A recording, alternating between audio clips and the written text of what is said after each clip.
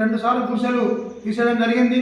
MRO గారికి పట్టా సర్టిఫికేట్లు చూపించినప్పుడు ఎంఆర్ఓ గారు కూడా మేము చూపించిన తర్వాత వేసుకోవాలని చెప్పి మాట్లాడడం ఇవ్వడం జరిగింది.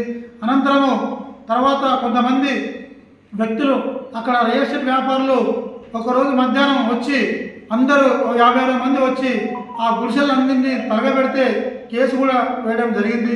ఈరోజు మళ్ళీ కొంతమంది వ్యక్తులు ఈ గుడిసెలు మున్సిపల్ పార్కులో ఉన్నాయని చెప్పి కలెక్టర్ గారికి ఎస్పీ గారికి ఫిర్యాదు చేయడం జరిగింది.